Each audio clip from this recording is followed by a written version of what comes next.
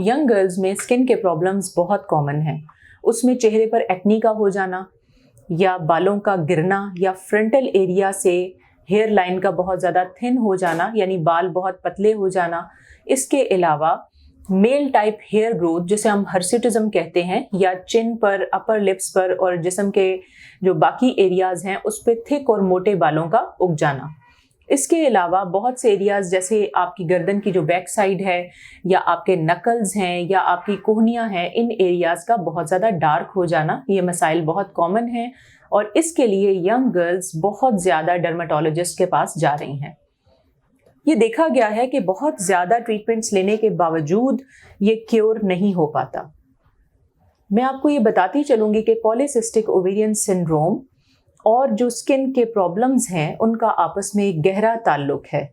जब तक आप अंडरलाइंग हार्मोनल इम्बैलेंस को ट्रीट नहीं करेंगे, उस वक्त तक जो आपके ट्रीटमेंट्स हैं वो आपको वक्ती तौर पे तो अफाका ज़रूर दे देंगे, लेकिन उनका लॉन्ग टर्म क्योर नहीं हो पाएगा। मैं आपको ये एक्सप्लेन करना चाहती हूँ कि पॉलीसिस्टिक ओवेरियन सिंड्रोम के अंदर जो स्किन की मैनिफेस्टेशन है या जो जिल्द के प्रॉब्लम है वो एक मेल हार्मोन यानी एंड्रोजन के जिस्म में बढ़ जाने की वजह से होता है। जो एक्नी निकल रही है वो बेसिकली जो सीबम प्रोड्यूसिंग ग्लैंड्स या ऑयल प्रोड्यूसिंग ग्लैंड्स हैं वो ओवर एक्टिव हो जाते हैं। जो हेयर फॉलिकल्स हैं उनके ऊपर एंड्रोजन्स इफेक्ट करते हैं और बाल थिक हो जाते हैं। इसके अलावा हेयर फॉल स्टार्ट हो जाता है। आपके जो स्किन ट्रीटमेंट्स हैं या आपकी जो स्किन की रजीम है वो इन चीज़ों को वक्ती तौर पे बेनिफिट ज़रूर देती है, जिससे आपकी वक्ती सोशल एंग्जाइटी ख़त्म हो जाती है।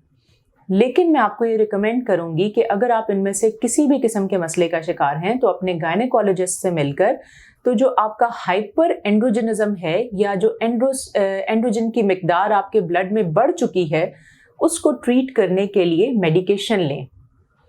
डॉक्टर आपको 2-3 चीज़ें जनरली एडवाइस करेगा, जिसमें एक लाइफस्टाइल मॉडिफिकेशन है।